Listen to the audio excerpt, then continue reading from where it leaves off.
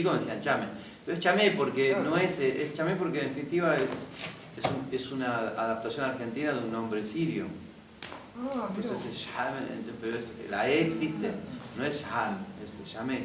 Si fuera Sham sería Chame. Claro. La gente automáticamente me dice Chame. Vos a cualquier lugar y así la familia Chame, que es una familia judía del 11, bien del 11, de orígenes sirios, decían los chames, pero mi papá siempre me dijo no, que chamé, y después también porque en Francia chamé es fundamental, porque si no soy otra persona. Sí. Si no, la E se pronuncia, si no pronuncias la E, es otro apellido, claro. Es Cham. Y los Buendía es la familia de mi mamá, que son ya una familia más de muchas generaciones de argentinos y no suena muy a García Márquez, obviamente. Sí, no, y tiene historia. Buendía no es certero, pero es tipo, son militares de la conquista de San Martín, de los Andes. Ah, ahí ya tenés. Sí, los Buendía, es más, si vos lees Juvenilla, aparece Coronel Buendía. Y que son masones y que son tipos que siguieron a San Martín, y no es casual que estén vos los empiezas a ver por Latinoamérica. Claro. Porque siguieron por ahí. Se dispersaron por todos lados. No, siguieron para Perú, de Perú a Venezuela, ¿entendés? Es el camino de San Martín y Bolívar. Y no es casual que después tome el apellido Buendía como militar García Márquez. Claro. O sea, que hay algo de eso que existe realmente. Después está la fantasía de los, ¿cómo se llama? El pueblo de los Buendía. Macondo. No, Macondo. El coronel Aureliano Buendía. Sí. Pero además mi familia Buendía son fuertes, o sea, mi tío abuelo que vive, que es el más viejo, los demás ya han muerto casi todos, bailarín, homosexual, súper prohibido por Evita. Mirá. Y laburó en todas las películas de Lolita Torres. Y en Maipo, toda la vida en Maipo. Y después mi abuelo, o sea, mi abuelo y mi tatarabuelo, mi bisabuelo, el Gregorio Buendía, es como fuerte, gente muy fuerte, gente muy loca a nivel de socialistas, todos, anarquistas, socialistas, sindicalistas, en Cana, por Evita, 2 años en Cana, porque era como, no acataban las órdenes sindicales, no querían acatar las órdenes peronistas, era un comunismo, un anarquismo. Y mi bisabuelo era también socialista, ateos, o sea, como muy anticatólicos. Así que era una familia fuerte. Y relacionados con el arte, además. No, lo único relacionado con el arte es mi tío, pero que realmente que me conecta con el arte es mi viejo. ¿Está grabando esto? Sí, ¿no? Mi viejo es como el menor de una familia de 9 hermanos, una familia tradicional judía, no ortodoxa, pero bien conservadora. Y como mi abuelo muere cuando mi papá tiene ya 12, 13 años, es como que lo agarra mucho mi abuela. Y como que mi viejo se escapa del negocio familiar, esto de los chames, telas, el 11, la guita, el laburo. Y es como que se enamora de mi vieja, del Partido Comunista, ¿entendés? Un poco el lado intelectual, este lado judío intelectual que tienen los judíos que les gusta la cultura. Y siempre, o sea, al final, después de una larga historia de Romeo y Julieta, que los tienen separados y que los separan y se lo llevan de viaje a mi viejo y lo tienen así aislado, mi viejo se escapa con dinero de los amigos que le mandan a Israel, porque lo tienen en Israel raptado, y se viene en barco y se casa con mi vieja. Y se separa de la familia, todo, y después, poco a poco nazco yo, imagino, y hay una tranza general, como que se arregla la cosa, pero siempre queda como uno de los primeros que rompe con la tradición judaica. Entonces mi viejo siempre, ya que rompió con eso, siempre el arte le interesó, y un poco me lo metió de alguna manera. ¿Recordás que ibas a ver con tu padre? ¿Ibas a los circos? ¿Veías? No, me acuerdo de cosas como, sí, como ciertos, me acuerdo de chico, ciertas películas que empecé a ver, que me motivaron mucho, después, y cosas que marcaron mucho, fue ya tipo 7, 8 años tendría, que mis viejos me llevaban al San Martín, arriba a las Lugones, y me hicieron ver Buster Keaton, y Buster Keaton me quedé turulato. Me acuerdo que llegamos tarde a ver la película, que entró empezada, y yo le pedí al acomodador si me podía dejar, que si me dejaba ver la primera parte. Yo me acuerdo que Buster Keaton ya me enloqueció. Y después, una cosa que pasó también, siempre me educaron con pintura, otras cosas que haces de chico, pero una cosa que pasó, que fue muy fuerte, fue que como yo era un chico raro, según ellos, no es difícil saberlo, cuando te das una familia que se pelea, o sea, yo era parte de los raros, porque ellos eran tan raros como yo, pero ellos me veían que yo era raro. Me mandaron un psicólogo para chicos, que yo. Entonces, en esa época en Buenos Aires se podía caminar, uno iba por la calle de niño, no había el peligro de un niño solo por la calle. Sí, los años 60, ¿no? Los años 60. Entonces yo creo que con 9 años me iba solo al psicólogo, que yo odiaba, me parecía, ¿por qué yo al psicólogo? Andá vos al psicólogo, decía yo. Pero ese odio de ir al psicólogo me dio una suerte increíble, que fue que yo conocía el camino. Yo vivía en San Cristóbal, Pichincha y Chile, y me tenía que ir hasta San Juan y Buenos Aires, ¿no? San Juan y Jujuy, y en ese camino había 3 cines de barrio. Entonces yo me dije, si yo puedo ir solo al psicólogo, puedo ir solo al cine. Entonces mi vida se empezó a generar que todos los fines de semana yo me veía 3 películas los sábados y 3 películas los domingos. Estaba 9 horas en el cine, de chico, de niño. Me veía todas las que a Tarantino le gustan, estas de western spaghetti, para mí era, y todo lo que era karate, era mi fanatismo.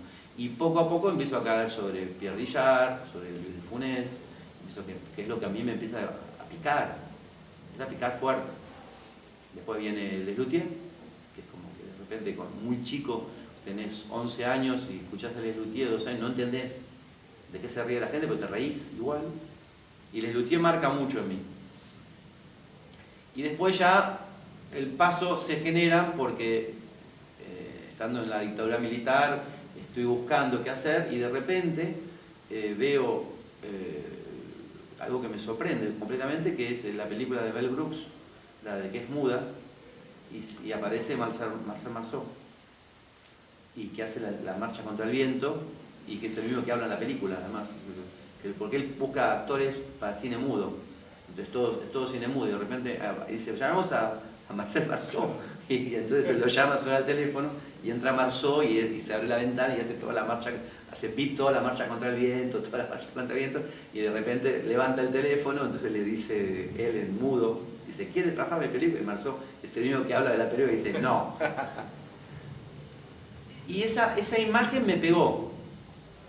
Entonces, en toda esta etapa de la época militar, o sea, donde ya estábamos con los militares, yo tendría 15 años, la búsqueda artística se torna ya obsesiva, mismo con conflictos familiares, porque yo ya en los estudios ya empiezo a decir, no, esto no, y sobre todo me asfixian los estudios porque la escuela secundaria en esa época era horrorosa. Y empiezo con la fotografía, me meto con el cine Super 8 experimental, en el Goethe, me meto a hacer cursos también de sonido, y de repente, lo que te pasa a cualquier artista, ¿no? En general yo les digo, el arte es así, una chica que te gusta me dice, che, este sábado voy a ir a hacer un curso de mimo, ¿te gustaría hacerlo conmigo? Yo me dijo, mimo, y con ella me dije, bueno, sí, me gustaría mucho.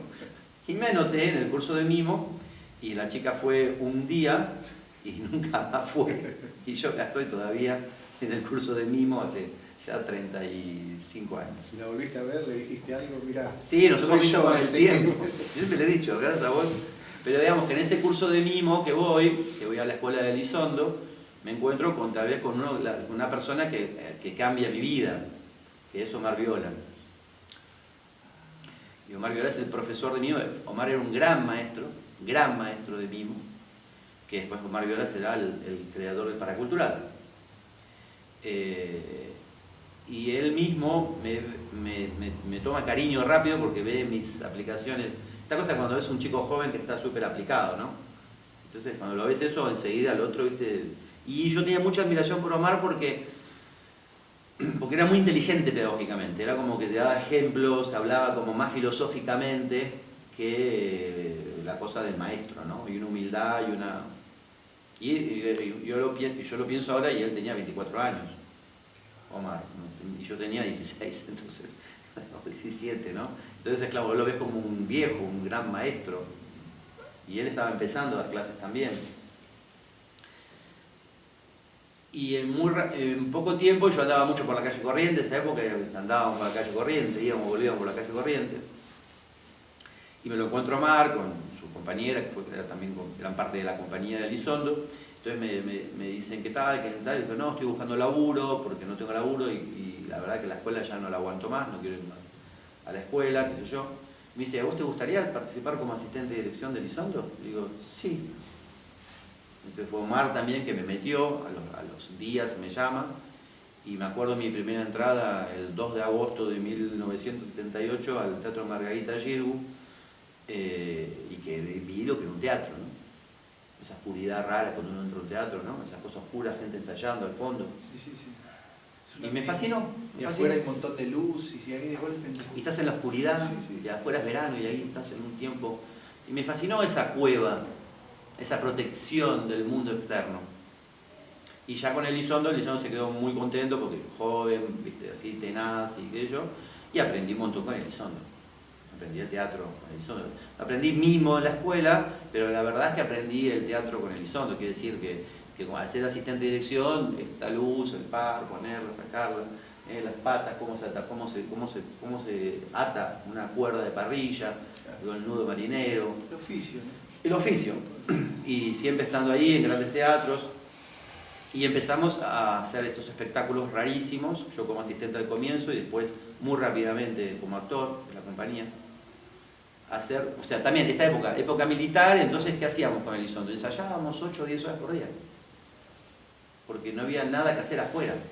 Entonces estábamos encerrados como una especie de comando, y obsesivos, y con reuniones de grupo, de charlas. Pero bueno, hacíamos espectáculos, ensayaba. Yo fui su asistente, a pesar de empecé a ser actor, fui su asistente durante 3 o 4 años, o sea que aprendí mucho al lado de él. Y al mismo tiempo hacía la escuela. Y como tenía que era un chico aplicado de esas cosas, me dicen, hay un laburito de mimo. Era mi segundo año de mimo. Hay un laburito, en la exposición del juguete quiere un mimo, ¿querés hacerlo vos? Sí, lo quiero hacer. Entonces me pagaron una fortuna para mí, era una fortuna. Yo iba a los colectivos y pedía yo me subía al colectivo y decía si me podían llevar. Yo no tenía un centavo, mis padres habían decidido no mantenerme, porque si me quedé acá al teatro era un problema mío. Y me acuerdo que me pagaron un montón de dinero, y yo lo que tuve claro que con ese dinero lo que tenía que hacer era pagarme la escuela. Entonces, así como recibí el dinero, se lo di. Y pagué la escuela y me pagué todos mis estudios. Pude pagar mis estudios, 2 años pagué de estudios. Y esos trabajos empezaron a generar mi capacidad de improvisación delante del público. Quiere decir, estar 8 horas en una exposición de juguete, vestido de mimo, andando de aquí para allá por todos los stands, viniendo y yendo, sin hablar, improvisando, haciendo el conejo, haciendo el perro, o sea, no sé, cualquier cosa hacía. Pero yo tenía que laburar, entonces inventaba. Y así se desarrolló también una cosa que en mí se entrenó mucho, que es la improvisación, que si bien yo no hago mucho teatro de improvisación, cuando tengo que crear, funciona a través de la improvisación y la construcción a partir, como los cursos, pero lo hago mucho solo. Y en ese segundo año hacemos un encuentro con, le propongo a una chica hacer un número final del año, y es Verónica Ginás. Entonces Vero y yo hacemos un número que justo ayer fue el cumpleaños de Vero, y puso la foto del número que hicimos, que era un espectáculo que se llamaba Pi igual 3,14, y se hizo ese número.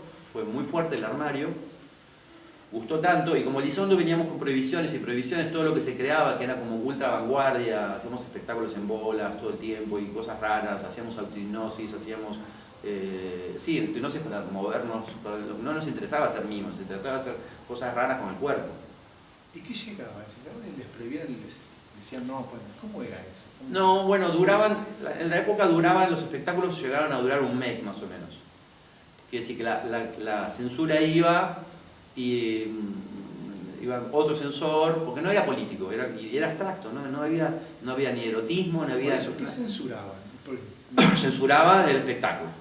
No me acuerdo. No sé. Esto se hace más, entraban al teatro. No, un día llegabas y ya estaba, que decías acá, no podés, claro, no llegaba. Entonces el primero fue en el Margarita Giroux, que era Cacuy, que eran todos en bolas, 14 personas en bolas. Una leyenda la leyenda del noreste del país. El Cacuy es un pájaro. Y es una leyenda que se supone que tiene un trasfondo de incesto entre hermanos. Y que ella se transforma en pájaro. Es una leyenda. Todos en bola. Duró un mes. No, el Margarita Giroux lo prohíbe. El mismo teatro lo prohíbe. El mismo de la Asociación Catalana, creo que son, Margarita Giroux, lo prohíben. Dicen no. Después vamos a lo que es Canal 2, ahí en Riobamba, y bueno, teatro oficial, mega teatro. Antes no había off. Claro, el off de los 80 empieza. El off empieza en los 80, entonces hacíamos teatro en teatros oficiales. Entonces lo hace, y de repente un día llegamos y el espectáculo está prohibido y hay una bomba incendiaria. Se quemó el teatro, que nunca se sabe qué pasó. Si lo hicieron para joder o lo hicieron por el seguro. A veces queman el teatro para tener un seguro. Sí. Hicimos otro espectáculo llamado Periberta, que era en la escuela, al interior de la escuela, un espectáculo creo que fue mejor. Era todo un recorrido por todas las habitaciones de la escuela, y en cada lugar pasaba algo y te íbamos llevando. Ahí creé otro número importante, que eran los fanáticos del tablón, eran 2 tipos con un tablón de construcción. Íbamos por todos los lugares, trepábamos cualquier lugar, hacíamos cosas con el tablón de construcción y lográbamos ir pasando al mismo de edificio, subir pisos con el tablón. ¿Había en esa época, en ustedes y en esa época histórica sobre todo, un interés o una preocupación por una dramaturgia, por una idea narrativa? Elizondo era un director, o sea, él entendió que había que dejar que saquemos el material nosotros, y él hacía la dramaturgia de los materiales, y los agarraba, los mezclaba. Y escribía con los actores en escena, digamos, a partir de lo que iban improvisando. Más que eso, se presentaba números, cada uno tenía una presentación. Y en esa época yo me rompía el coco para inventar, no sé, colgarme de un pie, meterme una bolsa de dormir, echar leche por un costado, o sea, esas cosas hacíamos, onda vanguardia, todo era raro, no tenía ningún sentido nada. Cuanto más raro, mejor. Yo hacía un número en Periberta con 17 años, que yo no sé cómo se me ocurrió eso, porque yo tampoco sabía nada. En el baño de la casa entraban, era con 20 personas. En el baño, cuando llegabas al baño, yo proyectaba. No, primero se escuchaba la cadena, se abría la puerta, salía una señora que era la madre de uno de ellos, y yo proyectaba una película pornográfica en Super 8, y Borges hablaba de los sueños. Cosas así. Entonces se veía una gorda que cogía y Borges decía, los sueños. No. Y era un delirio, qué sé yo. Pero había cosas preciosas, también cosas más cómicas, que de repente se abrían las ventanas y en el edificio de enfrente aparecía Superman. Había una pareja cogiendo, querían coger, de repente se abrían las ventanas y estaba Superman que no lo dejaba coger. Pero lo hacíamos en la vereda de enfrente. Estamos hablando del año 79, podíamos haber desaparecido. Y después vino Apocalipsis, que fue en el Picadero, en la época de teatro abierto. Eso te iba a preguntar, ¿cómo fue la relación? ¿Cómo viviste teatro abierto? ¿Qué mirada tenés sobre esa experiencia? Y yo la viví como muy joven, un poco petulante y un poco vanguardista. Quiero decir que yo estaba un poco en contra también de teatro abierto. Para mí eran como los viejos clásicos, no los soportaba. Nosotros, y además ellos nunca nos reconocían como trabajo, y el trabajo era muy complejo. Apocalipsis, que fue lo que hicimos ahí en Picadero, fue un delirio, era un delirio lo que hacíamos. Muy loco, muy imágenes, todo en autohipnosis, todos actuando en autohipnosis. Que a mí nunca me gustó la noticia, pero me gustaba eso, que yo sentía que se me movía el cuerpo. Que hacíamos cualquier cosa. En ese espectáculo yo trabajaba casi en bolas. Imagínate, era como un querubín, así flaquito, los pelos así. Y me compré una boa de 2 metros y tiraba fuego por la boca y andaba con la boa. El suelo andaba con una boa así. Pero ese número del armario con Verónica se mostró mi creación, la verdadera creación mía. Y que es, porque ese número en el fondo lo empecé yo y después le propuse a Verónica hacerlo. Es que es humor visual, sutil. Les encantó y cuando nos venían prohibiendo, Elizondo me dice, ¿por qué no hacemos un espectáculo a partir de este número? Y que sea más popular, que volvamos un poco a lo popular. Que el primer espectáculo que habían hecho, esa compañía se llamaba Los Diarios, que fue uno que era como más mimo. Y ese espectáculo funcionó. En el Pairó estábamos nosotros, Verónica y yo, y con otros de la compañía, a las 9 de la noche o a las 10 de la noche, y a las 9, 8 y media estaba la primera obra de Chávez, con Paternoster. Y Chávez tendría... Sí. Mi edad. Sí, un poco mayor a lo mejor. Un poco mayor, sí. Y el Pairó, entonces para mí fue fundamental porque eso permitió la continuidad en escena, quiero decir, yo me convertí en un protagonista de un espectáculo donde tenía que estar mucho tiempo en escena y durante todo el año. Entonces eso me marcó, a los 20 años yo ya estaba como aceitado a regalar. Y creé un número que llamaba La Trinchera, que fue el caballito de batalla de la compañía Elizondo de esa época, que era como el número cómico, y que yo lo tomé de mis juegos de infancia, en la cama de mis padres, llevarme almohadones y jugar a la guerra. Hice un número sobre la guerra, mímico, sonoro, que ahora es una boludez, pero que en esa época era, ¡oh! ¡Qué loco este mimo sonoro! Y que creo que está en internet, está en YouTube, alguien lo subió. Ah, mira, hay que buscarlo. Me vas a ver ahí, pendejo total.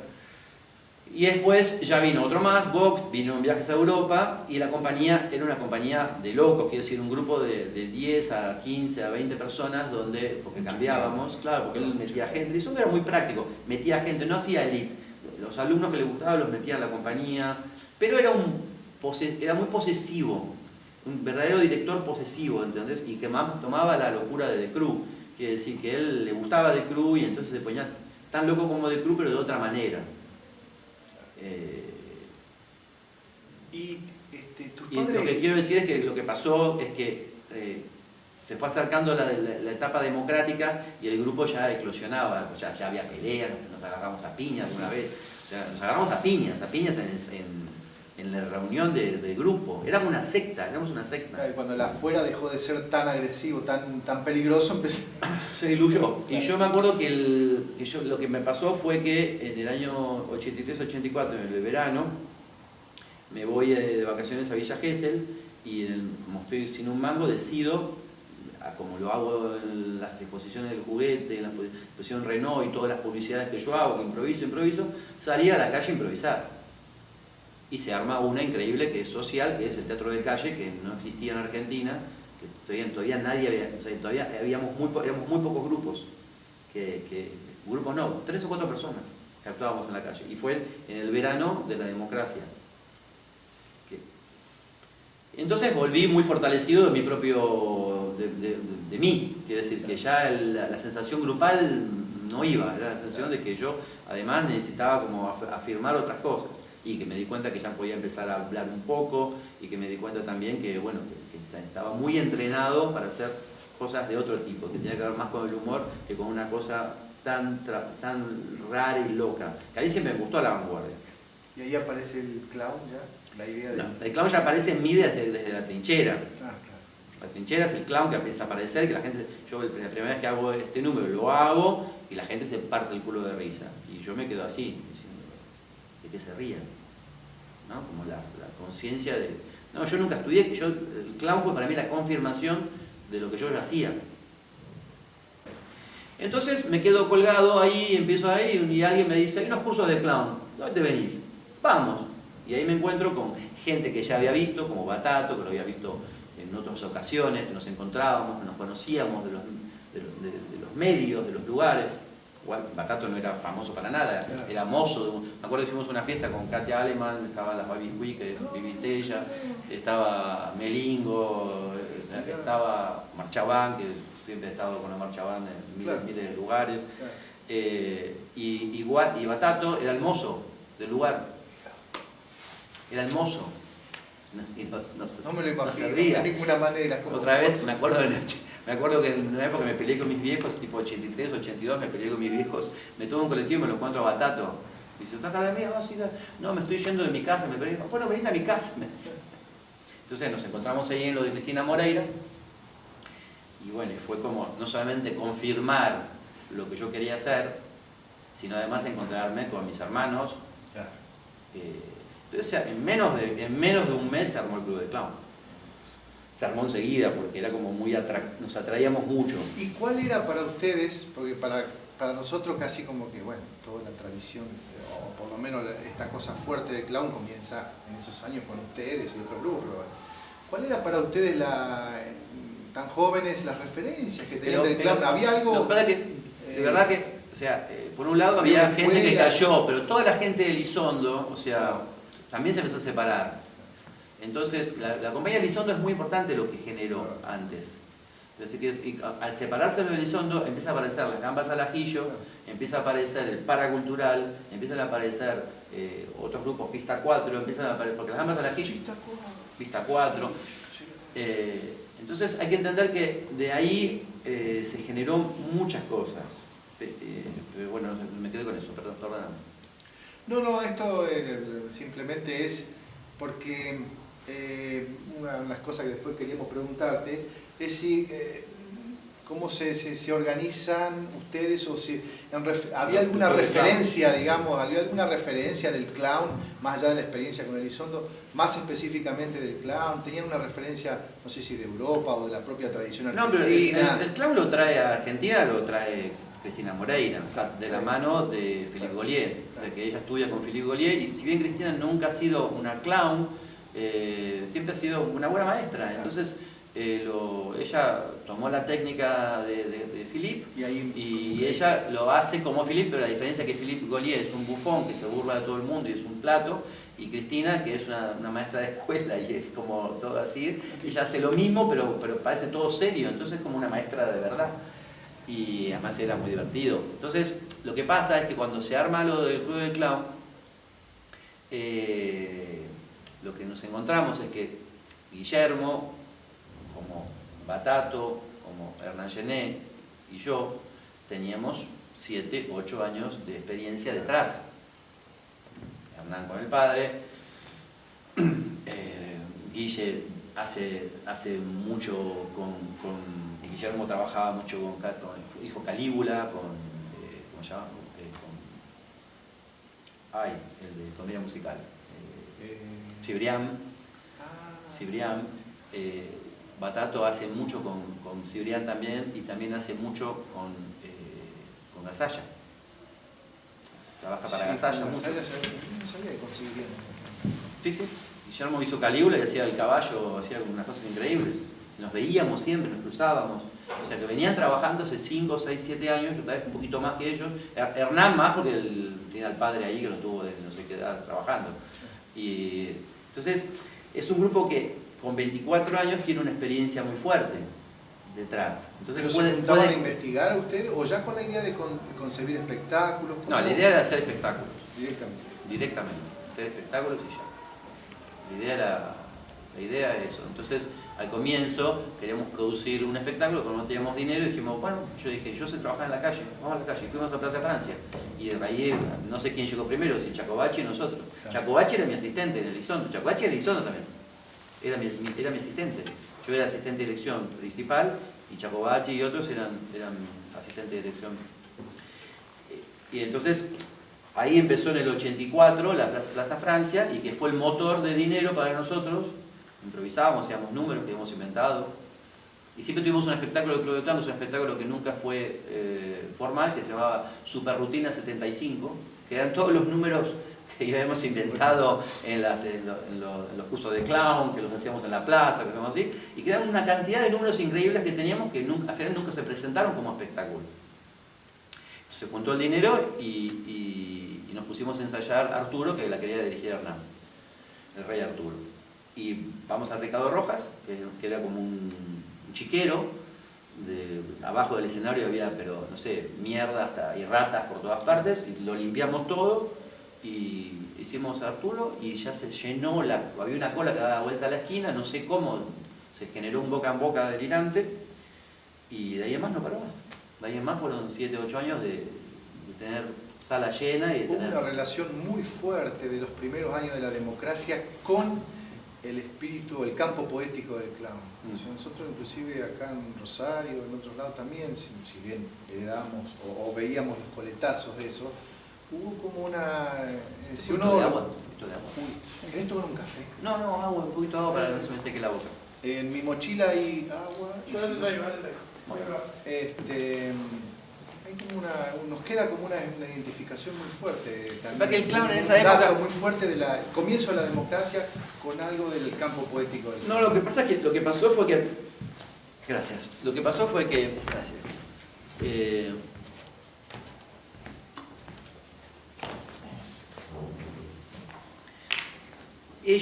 La gente empezó, esta cosa de que primero tenía la tendencia al payaso, entonces como el payaso tradicional y el payaso tradicional televisivo, ¿no? Que es lo que ni siquiera de circo, de televisión, para niños 100%. Entonces esto de llevar el trabajo de payasesco a un trabajo para adultos era nuevo, no existía, y sobre todo a nivel de jóvenes para jóvenes. Además que venían toda la familia, venían grandes, chicos, pero indudablemente había una transmisión de jóvenes hacia jóvenes, ¿no?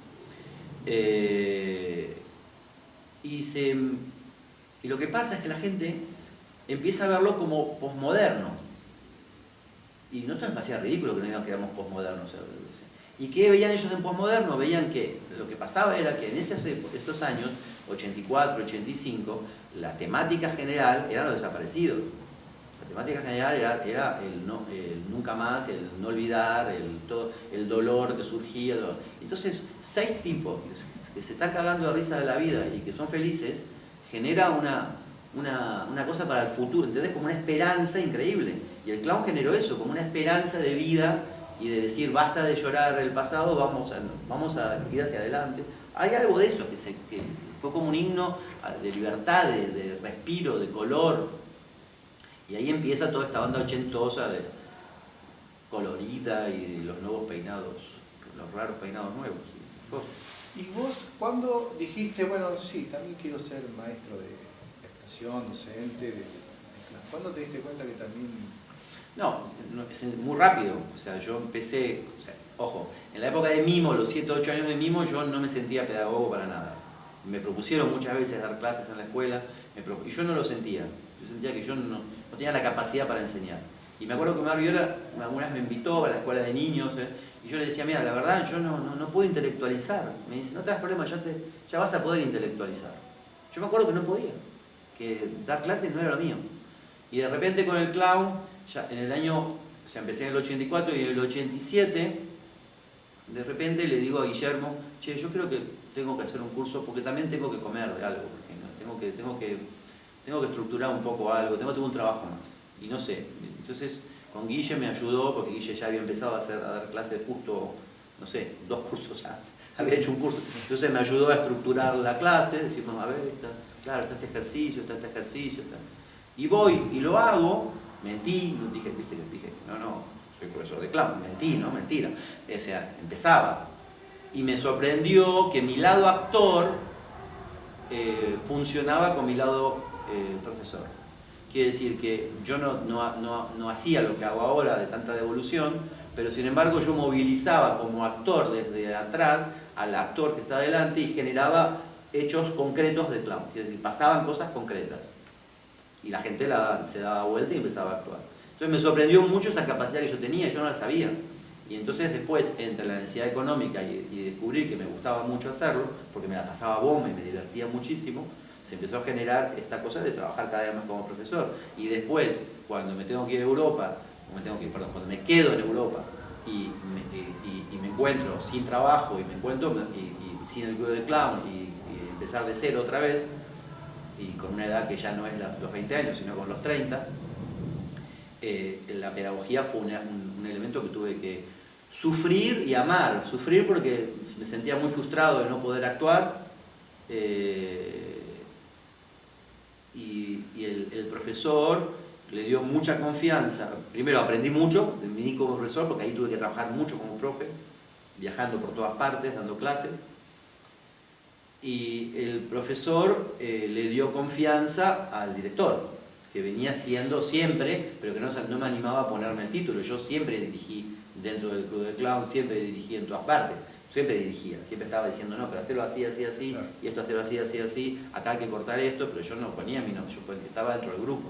Y no quería, yo me acuerdo que en el club de clown yo no quería dar imagen de director, tenía esa diferencia con Hernán, que Hernán sí quería tener una imagen de director, porque yo consideraba que el club de clown, el ejemplo era Les Luthiers, que no hay un director, que es el equipo que dirige, y que teníamos que ser todos y ser como un equipo donde la dirección sea del club de clown, y lo que hicimos con el club de clown también fue de llamar a directores. Llamábamos a directores externos, como fue el papá de Hernán, Juan Carlos, Roberto Villanueva, Ernesto Koloski no vino como director, pero como escritor. Koloski escribe telenovelas ahora de Suar, las películas de Suar las escribe él. Y Adán Gotré, que es el director de Llegué para irme, también. Entonces, el pedagogo aparece por necesidad, pero también porque descubre que hay algo también mío de actor que funciona bien como pedagogo.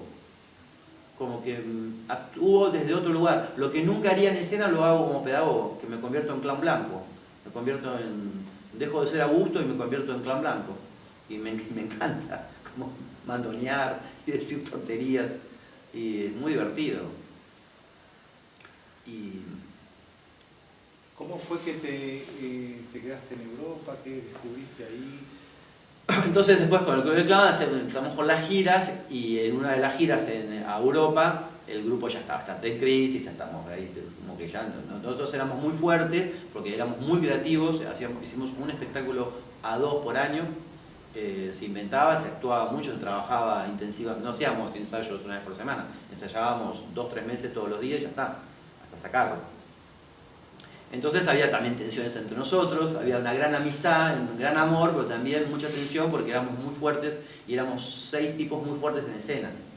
Entonces hubo un momento que hubo una sensación de respiro, de necesidad de... Entonces todos se volvieron de viaje y yo me dije, me quedo de vacaciones. Y ahí me quedé de vacaciones, aquí estoy hace no sé cuántos años de vacaciones en Europa. Entonces la idea también era un poco lo que a veces les cuento, la idea era como decir, bueno, a ver, yo en Argentina nunca puedo estructurarme mejor. Siento que estoy muy creativo, que yo invento mucho, pero no conozco las bases del payaso europeo. ¿Cómo es esto del payaso? No el que inventamos nosotros, sino cómo es estos que eran del circo y cómo era esto. Y empiezo a investigar, empiezo a acercarme, empiezo a ver y aprendí mucho, pero también me encuentro con que no tengo ni el dinero para aprender, ni la accesibilidad, porque Europa tampoco es abierta, Europa es siempre cerrada, vos tenés que tratar de meterte en algo. Entonces me encuentro con que yo tengo que dar clases. Y al final todo el mundo viene a estudiar conmigo cuando yo quería ir a estudiar con los otros. Pero aprendo viendo mucho. Quiero decir, hay una cosa que yo reconozco, que agradezco de haber vivido en Europa y vivir en Europa, es que yo pienso que eso lo deben sentir, que uno tiene otra mirada. Quiero decir, que uno ha visto muchos artistas y no una sola forma de artistas. Quiero decir, que uno empieza a ver que este tipo es una bestia y el otro por ahí, y que ves tipos que hacen cosas muy diferentes y que son muy bestiales cada uno, y no que hay un estilo generalizado. Eso me ha ayudado mucho. Eso te queríamos preguntar también, si vos podrías, a lo mejor las diferencias no son tan taxativas ni tan ejemplificadoras, no tan claras, pero si vos decís, bueno, hay una línea o una tradición del payaso en Europa, que es distinta a la de acá, a lo mejor en Latinoamérica, u otra? ¿O hay algo que es como transhistórico, común, que vos lo descubrís, que subyace en todos los cuerpos de actuación más allá de las geografías? Yo la verdad que donde quise estudiar es en Francia, digamos, que para mí Francia es donde más escuelas, lógicas de escuelas. Ellos vienen del circo, que vienen de un universo ultra técnico, entonces todos esos payasos tienen una técnica delirante, que lo que hacen es como horriblemente bueno. Cuando digo horriblemente, quiere decir que te sentís frustrado, que nunca vas a llegar a hacer eso. Y estos nuevos payasos, la diferencia es que yo creo que nacen muy de una teatralidad, de la búsqueda de una teatralidad, de la búsqueda de una dramaturgia teatral. En cambio, la dramaturgia clownesca del circo es una dramaturgia simple, primero de oficio, de saber hacer cosas, y segundo de una simplicidad donde viene, hace algo, se matan de risa y se va. No se queda 2 horas, claro. No se queda 1 hora más, no se queda 1 hora, porque la gente quiere estar 2 horas en escena haciendo reír, entonces es muy difícil, porque el clown lo que hace es, viene, ¿no? Ya te reís porque es un personaje rarísimo, y quiere tomar un vaso de agua, y pasan un montón de cosas con el vaso de agua, hasta que el vaso de agua explota 1000 pedazos, la gente se parte el culo, y el clown lo ves corriendo que sale de la pista. Y esto dura entre 5 minutos a 7, a 10, como mucho. Por eso nos decías que el circo es el lugar ideal para el clown, ¿no? ¿Querés contar algo más? Sí, no, yo pienso que el circo es un lugar ideal porque es donde el clown se establece como clown, que si bien el clown ya existe, milenariamente el clown existe, ¿no? Quiero decir que me imagino que en la caverna, yo siempre digo, en la caverna estaría primero el músico, primero los cazadores, ¿no? Los que se morían de hambre, los cazadores, el músico que empieza a, ¿no? Y esto es como, después habrá empezado ¿no? Pintando, eso es más elaborado, ¿no? Los que empezaron a pintar, y después estaba el boludo a la noche, el fogoncito, que hacía chiste de cómo le comió la pierna al león, ¿no? Al otro. O sea, que me imagino que el gracioso siempre estuvo, alguien que distiende la situación. Ahora, y después podemos seguir avanzando y vemos que los bufones medioevo, donde los clowns tiene que ver más con los paisanos, más con las fiestas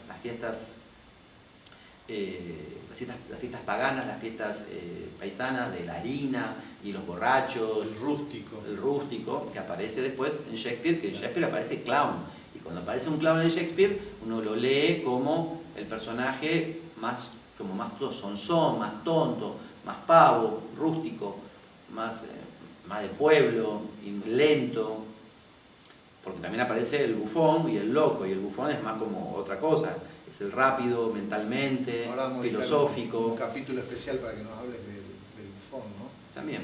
Pero en todo caso, para cerrar, el clown viaja en el tiempo, pero cuando llega al circo, en 1700 y pico, es su lugar natural, y es el primero que entra en el circo rápidamente, porque el clown aparece en el circo, como la leyenda dice, ¿no? Como que el circo nace de los militares retirados.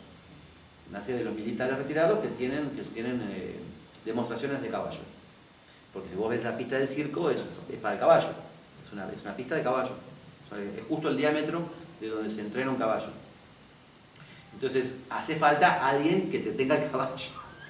Y ahí parecían los 2 idiotas que contrataron, decían, ustedes los 2 tontos, me tienen el caballo acá, y empiezan a pasar cosas con esos 2 idiotas que la gente se ríe.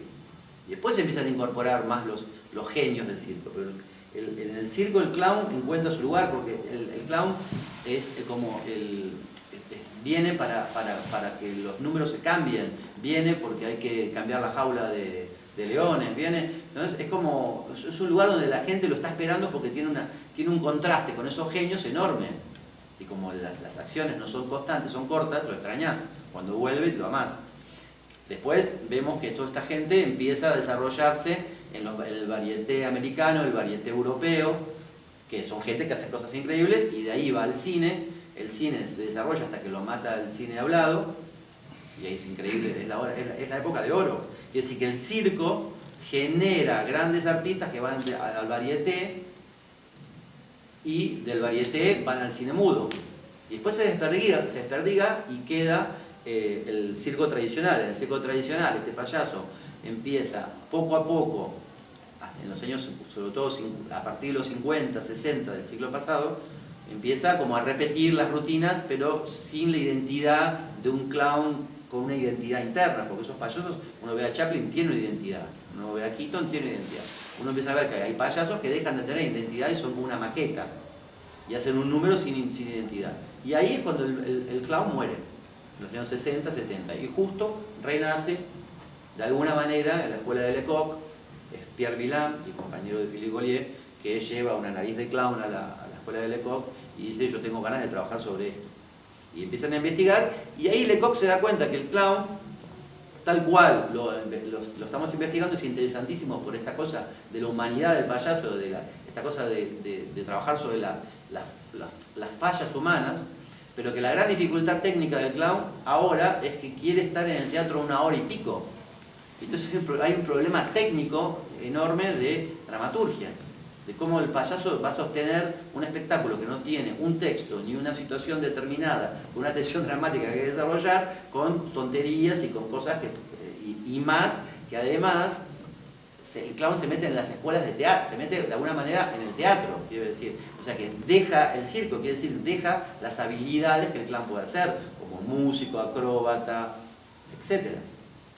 ¿Cuál es tu relación con las problemáticas dramatúrgicas, tanto como director, digo, como actor o como docente, ¿no? Digo esto que vos decís con tanta claridad ahora, que de golpe el clown quiere sostenerse 1 hora en escena, ¿cómo sería una dramaturgia de la tontería, digamos, ¿no? No, pero bueno, yo creo que estamos en el proceso, es decir, estamos investigando sobre eso, no es que está establecido, está en un proceso. ¿Y cuál es tu pensamiento sobre Pero creo eso? que la dramaturgia clownesca tiene que ver, primero, con entender que hay que entender que un clown tiene que tener habilidades, tiene que saber hacer cosas, quiero decir. Eso básicamente, que lo clásico no lo puedes abandonar al 100%. Si uno ve a Chaplin, Claro. sabe patinar, toca música, hace acrobacia, ¿entendés? O sea, porque uno dice, Chaplin no es acróbata, ¿cómo que no? ¿Vos viste cómo se tira? No, como está Keaton, todo el mundo dice es acróbata Keaton, pero yo no he visto a Chaplin que pega saltos de espalda y cae dentro de bañera, o sea que unas cosas que son delirantes. Entonces, primero que hay que entender que más allá de la dramaturgia está la capacidad de ser clown, que no es lo mismo que es la capacidad de ser un actor, que por supuesto que el clown es un actor, pero además de ser actor tiene que tener un oficio muy complejo que tiene que dominar. Entonces tiene que ser actor, tiene que ser director, porque nadie le va a dirigir a un clown, nadie lo va a dirigir. O sea que el que lo dirige, puede ser que lo dirija, pero que el clown tiene que saber que lo que está dirigiendo le tiene que corresponder a lo que él necesita que lo dirija. No es como un actor que va a adaptarse a una cosa que el director propone. En general, si vas a trabajar para un clown, vas a tener que trabajar para ese clown. Y si no, mirá a Chaplin, mirá a Keaton. O sea, que todo está compuesto de ese personaje. Lo principal es el personaje. Tiene que ser autor, porque te lo tenés que inventar vos. O sea, el que está afuera te puede ayudar con un gag, pero todo va a tener... La autoría uno ve a los grandes y la autoría es de ellos. Tenés que saber algo de mimo o de danza.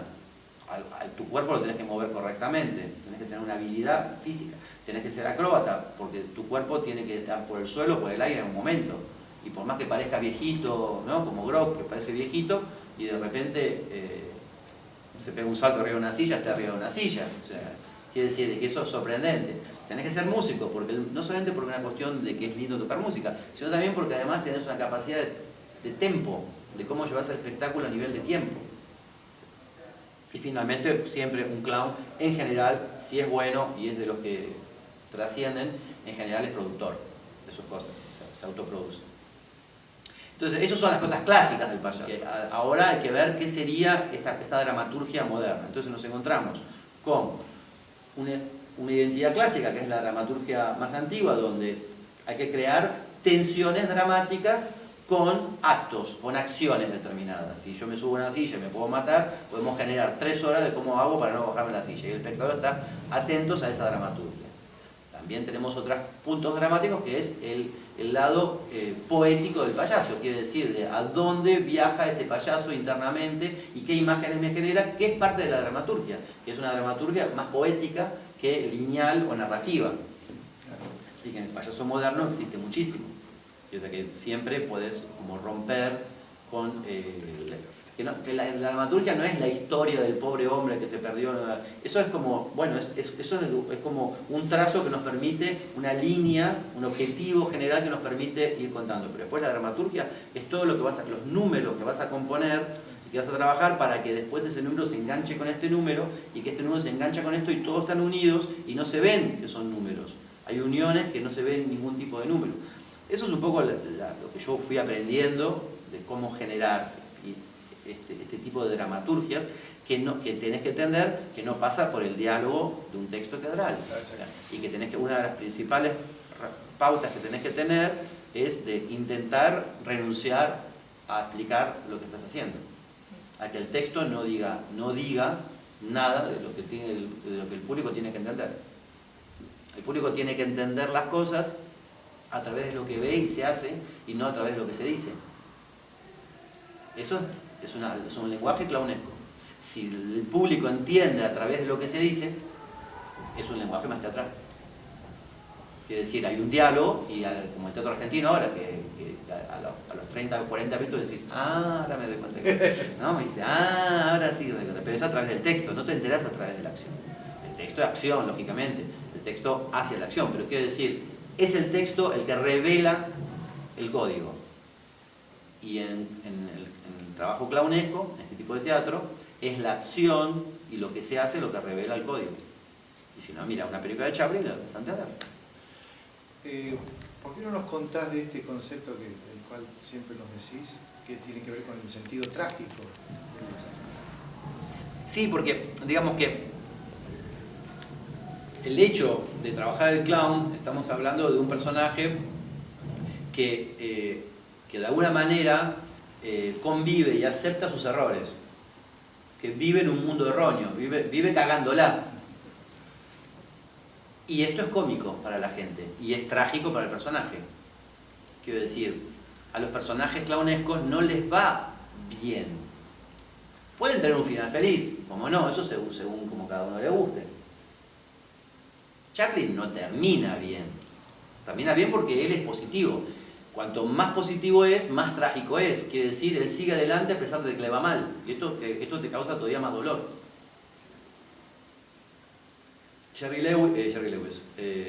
Peter Sellers, en The Party, termina bien. Se enamora de la chica. No, creo que la llama mañana, la deja en la casa y se va el boludo. Sí. No sabe si mañana la va a ver. Dice, te veo mañana, sí, te veo.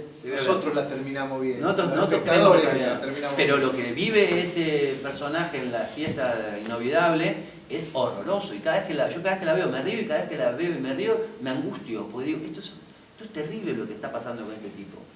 Quiere decir, de que no hay tensión dramática si no hay hecho trágico. Y cuando digo trágico no es tragedia griega. Algo trágico quiere decir que al personaje le pasan cosas a pesar suyo. Y lo que es peor, lo que yo llamo a nivel técnico es la necesidad trágica del clown. No es el destino trágico, es la necesidad trágica. El clown lo contratan del circo y le dicen... bien, vas a tener que poner la jaula de los leones. Entonces él va muy bien y pone la jaula de los leones, pero se equivoca y se queda dentro de la jaula de los leones. Y viene el león por detrás. Y la gente se parte el culo de risa. Entonces dice, mañana tengo que hacer lo mismo. Entonces es una necesidad trágica. Porque la gente se ríe. Entonces tengo que volver a hacer algo que es terrible. Y necesito que sea terrible. Entonces... ¿por qué también? Porque en general, si la risa va todo el tiempo a un lugar ligero, no digo que no tenga que ir a un lugar ligeros y poéticos y suaves y delicados, todos buenos contrastes dramáticos va a generar un espectáculo mucho más rico, pero me refiero que lo que uno puede saber es que la risa se estalla cuando las personas entran en la mierda absoluta y ahí el público empieza a y uno siente la ola de risa que va subiendo y que va subiendo más porque el tipo le pasa y Billy Wilder te dice, una buena comedia puede ser genial porque como la actúa, la brillantez del actor, es la belleza de las mujeres, pero si no hay una buena caída o un buen golpe no hay comedia. Y una buena caída o un buen golpe es un hecho trágico, no es solamente el chiste. Es que detrás de ese chiste es terrible. Siempre le digo a los alumnos, pero a ver, vos que les cuesta un poco pasar por situaciones difíciles, quiero decir, de sentirse perdidos, sentirse que no hacen reír y entonces lo toman personal. Y yo digo, no, lo deberías tomar como el payaso, que el payaso le va mal. Al payaso le va mal, entonces no es a vos que te va mal, es al payaso que le va mal. Entonces si vos aceptás esto y te divertís con esto, la gente va a empezar a divertirse con que va mal. Pero vos no querés que te vaya mal, vos tenés miedo. Digo, pero imagínate vos lo que le pasa al pobre Charles Chaplin en la calle de La Paz, que el tipo lo proponen ser policía y va, y aparece el gordo y lo va a matar, le van a dar con todo, y lo van a matar a patadas. Si uno no tiene conciencia de ese hecho trágico, todo queda como muy light, y todo queda como una... O sea, la desesperación profunda no quita que no haya una forma perfecta de cómo Chaplin mueve su cuerpo y cómo él le mete la cabeza dentro del coso de gas, no sé cómo hace. Que es siniestro, además lo que hace con el pobre gordo. Quiero decir que el hecho trágico no tiene que ver con desgarro ni dramatismo, tiene que ver con una profunda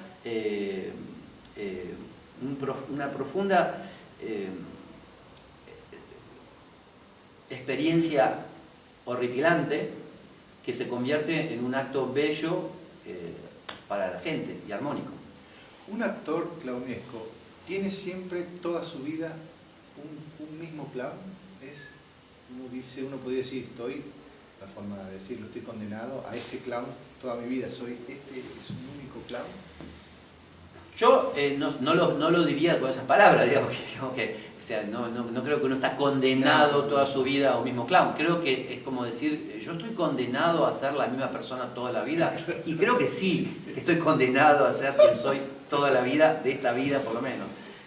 Lo que pasa es que uno puede evolucionar, uno cambia de edad, uno cambia de cosas, y el clown cambia, el clown va cambiando, pero no cambia completamente, cambia en función de tu experiencia de tu vida. Indudablemente, Piola, mi personaje, que era Ramón cuando era más chico, es el mismo, pero es el mismo de la trinchera, es el mismo del armario, es el mismo, pero han pasado cosas que está muy diferente él, pero yo lo reconozco como el mismo, no lo veo, a mí no me interesa, creo que además el trabajo clownesco te enseña otra cosa que el teatro no te enseña. El teatro te enseña otras cosas que habría que aprender, que mucha gente que estudia clown debería aprender. Quiero decir, el trabajo del actor es el trabajo de componer personajes y el trabajo de desarrollar diferentes visiones de diferentes personajes. En el fondo, muchas veces lo que uno ve es al mismo actor haciendo mucho. De Niro es De Niro. Ah, sí. El payaso de De Niro lo vemos. Está De Niro payaso, siempre.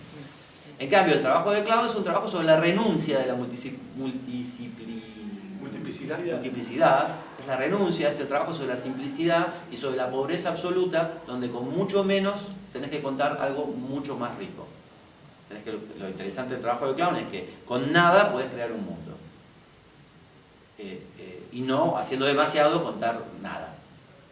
Muchas veces yo veo que hay gente que hace de todo, que hacen de todo, que hacen todo, y de repente, ¿pero qué es esta porquería? No pasa nada. Y un tipo que no hace nada y con un pañuelito así, de repente así, y ves un mundo y te pasan cosas por la simplicidad que tiene. Lo mismo con el personaje.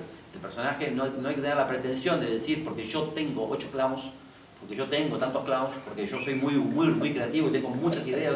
No, lo interesante es tu pobreza, y que en tu pobreza está la riqueza, porque es el hecho, en la pobreza está el hecho poético, en la renuncia absoluta de la cantidad está el hecho poético de la simplicidad, y ese es el lenguaje payasesco. Ese es un lenguaje preciso, porque si no, él se convierte en el acróbata, se convierte en el genio, y el payaso no tiene que ser un genio, tiene que ser un desastre. Pero que todo el mundo dice que detrás de ese desastre, mirá lo que nos enseña, mirá lo que vemos. Pero para hacer eso hay una fuerza filosófica detrás que tiene que renunciar a la cantidad y a la genialidad. ¿Será por eso que el payaso, los buenos payasos, ¿no?, gustan en todo el mundo siempre, en todos lados, eso trasciende la frontera, trasciende los públicos, los idiomas? El buen payaso, sí. El buen payaso, sí. El buen payaso, sí. Por eso es un buen payaso, por eso es un clown. Y un clown tiene que ser internacional. Tiene que ir a Japón y la gente le gusta. Me refiero a que, ¿qué le pasa al público con ese lugar de la actuación? El mundo del clown? Y que se identifica porque el clown no habla de culturas, habla de esencias humanas. Entonces un japonés lo percibe como lo percibe un árabe y lo percibe un yanqui. Entonces lo perciben porque está hablando del ser humano. El ser humano no es tan diferente. Tenemos diferentes culturas, pero todos... ¿Viste? A mí me encanta eso cuando ves una película china, que la ves sin subtítulos y decís, ¿quiénes son? ¿Qué dicen? De repente ponen los subtítulos y dicen, pero hablan como en mi casa. Tienen los mismos problemas que cualquier otro. Quiero decir que en el fondo los seres humanos son similares, somos humanos, y como humanos somos tontos, que es nuestra principal virtud de pureza. O sea, creemos ser geniales y en realidad somos muy tontos. Quiero decir, porque detrás de esta capacidad de crecimiento y de depredadores que somos, en el fondo hay un ser muy simple, muy tonto, un niño que nació y que sigue teniendo ese niño toda la vida detrás, porque tiene caprichos de adulto, pero sigue siendo. Entonces el payaso es como que representa un poco la base humana de la tontería humana, ¿no? Es un poco eso, pero no la tontería desde la crítica, la tontería desde la belleza, desde ser puros y honestos y simples, y que nos va mal, no nos va bien, siempre nos va bien. No nos va bien a los seres humanos, hacemos lo que podemos para que nos vaya bien. Es una cosa catártica, ¿no? También del público, al ver al otro que está en el lugar de uno y así. El público se ríe del payaso porque se siente identificado. Es lo que digo, cuando estamos en el circo y vemos a los acróbatas, están todos, qué bella. Y llega el payaso y este como yo, boludo. O sea, que la gente se siente cerca, a pesar de que tiene un disfraz y que tiene todo su maquillaje, la gente conecta porque le recuerda algo de su vida. Eso es lo que básicamente genera en este mundo. Y por supuesto en la modernidad se abre a lo que te digo de la poética, que quiere decir que empiezan otros lenguajes a influir dentro del mundo del clown. Pictóricos, siempre estuvo lo pictórico, pero quiero decir más abstractos, más que no necesariamente son lineales y narrativos de una cosa que entendés. Que empieza con esto, es Fellini. Fellini empieza a crearte mundos clownescos que no están dentro del realismo, del neorrealismo italiano o del realismo americano. ¿Algo de eso sucedió con tu experiencia en el Circo del Sol?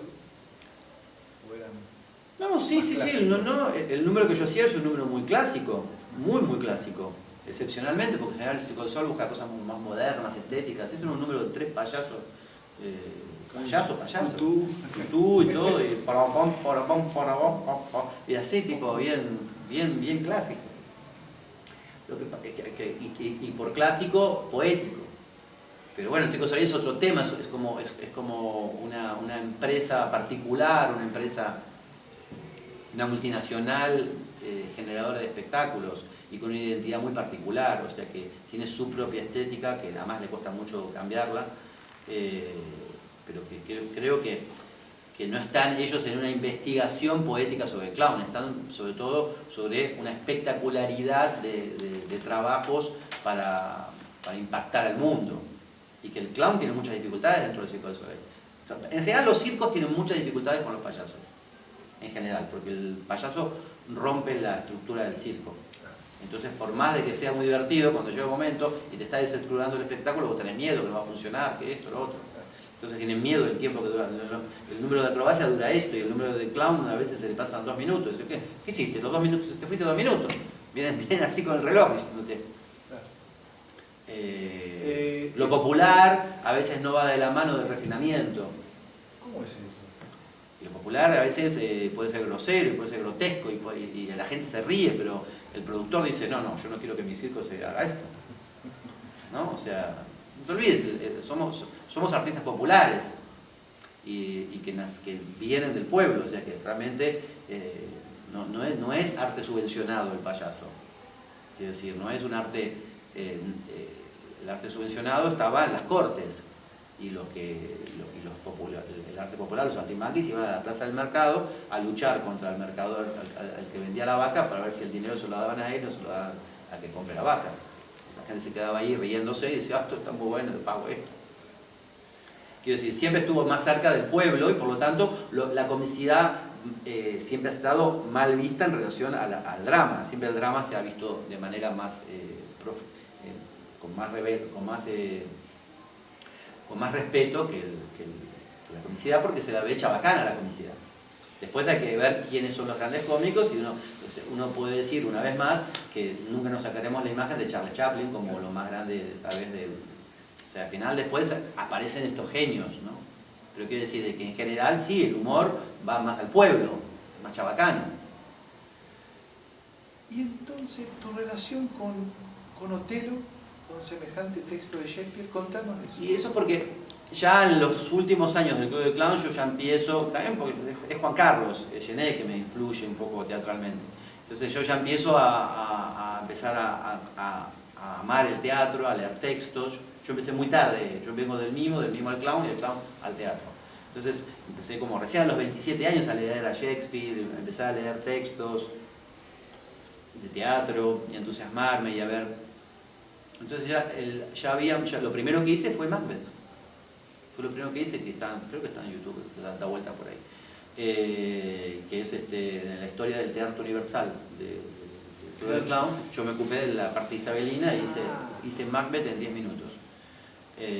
Y que lógicamente era bastante clownesco, pero la historia contada en 10 minutos, todo rápido, pasaba todo así. Pero acá te metiste con el texto, ¿no? Después me meto con el Rey Lear en Europa, con unas chicas brasileras, y también una adaptación clownesca del Rey Lear, y que se llamaba igual de lo que hicieron las chicas acá, las hijas del Rey Lear. Acá está el director. Bueno. Se llamaba así igual, y me meto, y eran como si las tres payasas que intentan hacer Rey Lear y la obligan a Cordelia la obligan a hacer del Rey Lear. Y dice, es una tarada, no sé. Entonces, bueno, todavía era muy clownesco, pero la historia se va contando y aparecen textos. Entonces después, bueno, mi vida en Europa, ¿a qué me dedico? A ver teatro y a ver a Peter Brook, a ver a Robert Lepage, a ver a Ariane Mushkin, a ver a Bob Wilson, a ver... Yo estoy estudiando, yo estoy aprendiendo, no estoy solamente de espectador, yo voy a estudiar. O sea, ya que no me puedo hacer los cursos porque no tengo dinero, por lo menos voy a hablar al teatro y estudio en el teatro.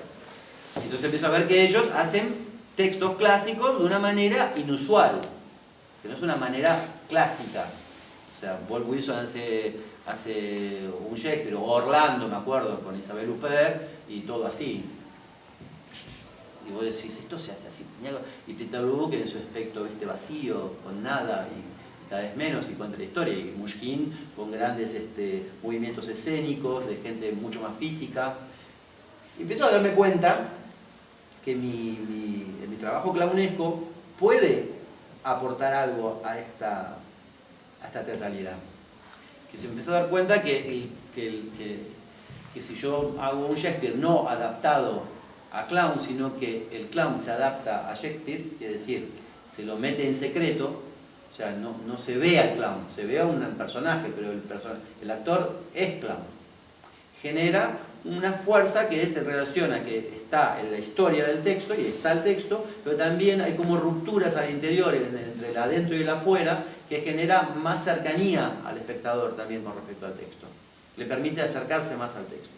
Y eso lo empiezo a experimentar con Los Hidalgos de Verona, con Trabajos de Amor Perdidos, Cuento de Invierno, y finalmente, que lo hice hace unos años, como actor, con Lilo Baur, que es una de las actrices del Teatro de Complicité. Entonces, Otelo estaba en la larga lista de espera, pero sobre todo como una larga lista de espera de algo que me interesaba ya como nueva etapa, que era la de decir, bueno, pero ahora no hagamos una comedia de Shakespeare. Porque la comedia de Shakespeare andaba perfecto. Este lado clownesco con el texto. ¿Y qué es lo que aporta lo clownesco? Es que por un lado hay ¿cómo se dice? Una partitura verbal, que es la de Shakespeare, y que hay que respetarla, lógicamente tratando de compactar la obra, como todo el mundo, como con cualquier director que sabe que no la quiere hacer de 4 horas, o por lo menos aquí en Argentina, en Europa se lo permite. Pero también hay una partitura visual, que va a apoyar o a contradecir lo que dice el texto.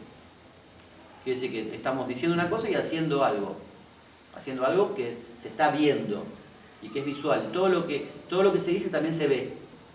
No se ve como explicado, se ve que están haciendo no sé qué, otra cosa. O están haciendo una acción determinada, pero no es tipo naturalismo que plancho. No, si agarro la plancha, es para hacer cosas con la plancha, tratar de compactarlo, guardar todas las escenas en lo posible, guardar todas las escenas, que se cuente la historia como la tiene contada, nada más que a matarte ahí con... Y sobre todo decir, bueno, y ahora este actor, mientras estás escribiendo, mientras estás como traduciendo, decís, este actor tiene que salir y tiene que volver a entrar porque él va a ser el otro personaje. Entonces ya estás pensando en la puesta en escena de la entrada y la salida. No estás pensando en cómo va a ser, porque vos ya sabés que ese actor va a tener que hacer los 2 personajes, y hasta 4 personajes. Entonces ya está como adaptando la cosa para que él pueda hacer esto y después hacer esto. Entonces sacás unos cuantos personajes al pedo, que viste que siempre tenía como... Y ese se convierte en uno, y cuando digo el pedo no es que está inservible, quiere decir de que yo no voy a hacer un espectáculo, mi estética no es de trabajar con 12 actores, es de trabajar con 4. Entonces tengo que resumir todos a estos personajes, de los 20 personajes a 11. Y que esos 11 sean hechos por 4 actores. O 13.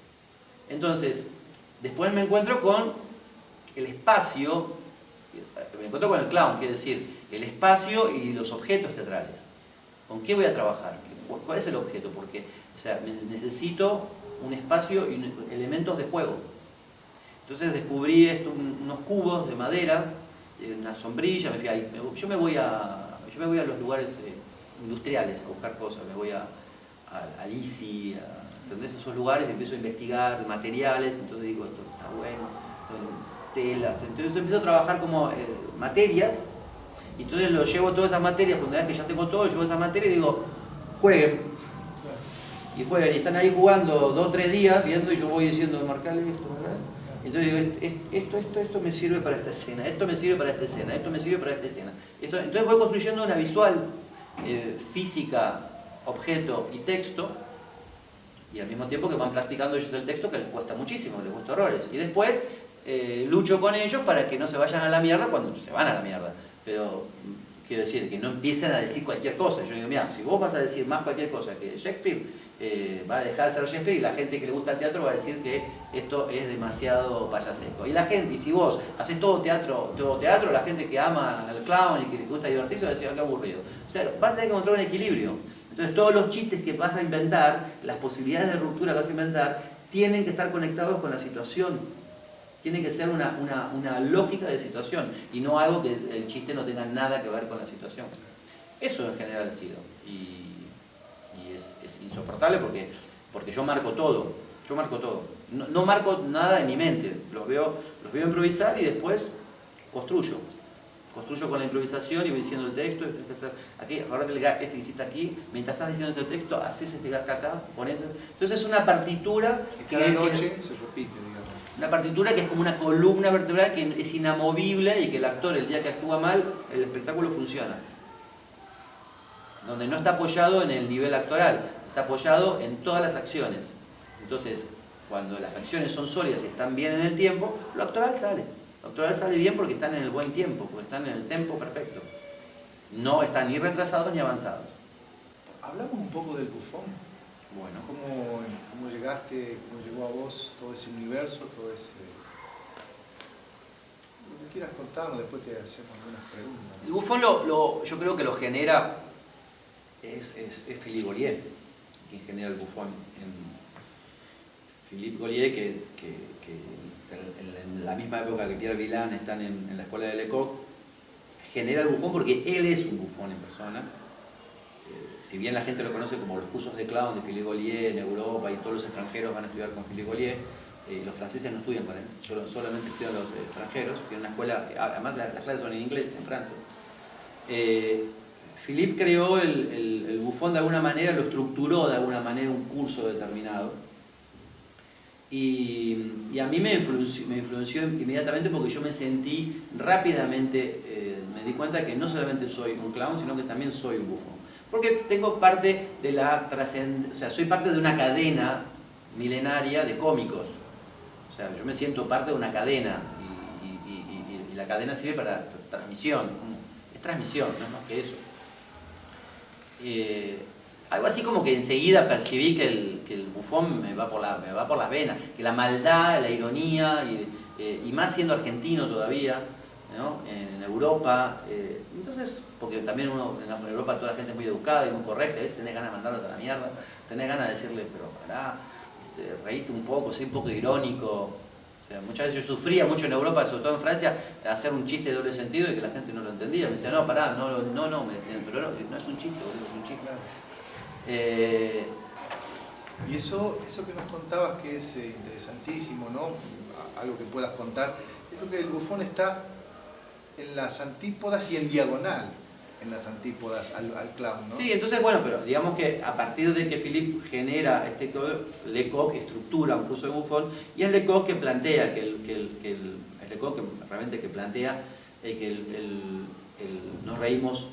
nosotros nos reímos del clown, el bufón se ríe del público. El clown está en la humanidad, en el horizontal, aquí entre los seres humanos, y el bufón está en la vertical, entre los dioses y, no Dios, los dioses, porque también es más pagano, los dioses y el infierno, y es hijo de los de ahí abajo. Todo lo que este le quitó, este le dio, toda la belleza que le quitó este le dio de inteligencia.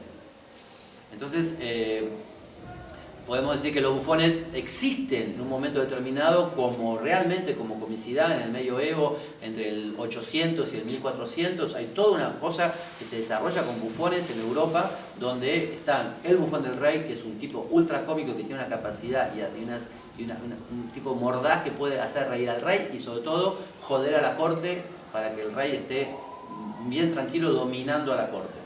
Y después están los bufones, que los bufones que no viven en la ciudad y que viven en el pantano y que están ahí con todos los expatriados, los curas degenerados, con todos los asesinos, con todos los que se han escapado del pueblo y viven ahí en el pantano con los bufones, todos deformados, monstruos,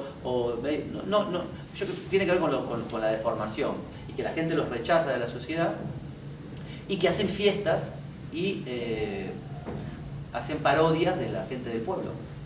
Y así se desarrolla un arte teatral. El bufón es un arte teatral que finalmente se desarrolla como un arte del monstruo, o sea, es la búsqueda del monstruo, de lugares que tenemos reprimidos y que están en cada uno de nosotros, que es el monstruo, como el payaso es la búsqueda de la inocencia ridícula humana y el error.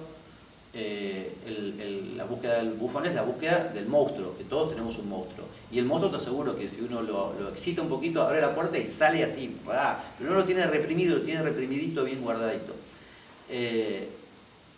Y que a nivel teatral lo que se genera es una cosa absurda en relación a la parodia. Quiero decir de que los monstruos son los únicos que pueden parodiar a la gente normal. Y tanto a los buenos como a los malos. No es tanto de ser crítica. Después están los bufones más modernos que hacen como una crítica social, donde se meten con la iglesia, el poder. Meterse con el poder, meterse contra el poder. Y que mucha gente está muy cercana al bufón, muchos payasos están muy cercanos al bufón, Leo Bassi, Jacobacci, están muy cercanos al bufón porque es lo que les mueve a nivel de forma de trabajo. O sea que no es el hecho del clown que le va mal, sino es el clown que ataca y destruye el sistema. ¿Por qué te interesó más? Y yo me siento también un poco en eso, pero a mí me interesa un equilibrio entre los dos. No me interesa. Y después, me encantaría hacer un día un espectáculo de bufones monstruosos, un espectáculo bien bravo y que además nos prohíban y todas esas cosas que nos... Un buen escándalo, porque un bufón genera escándalos. Porque no hay muchos espectáculos, eso hablamos de que no hay porque nadie no se anima. Porque ¿qué vas a hacer un espectáculo de bufones simpatiquitos? Si te metes con el bufón, tenés que ir a matar, tenés que arriesgarte de que la gente salga choqueada de lo que vio. Y que te hagan denuncias y que... Es para eso, es para... Porque por eso ellos no estaban en el pueblo, ellos estaban ahí. Ellos lo hacían fuera del pueblo, como nosotros lo hacemos en un curso de bufones.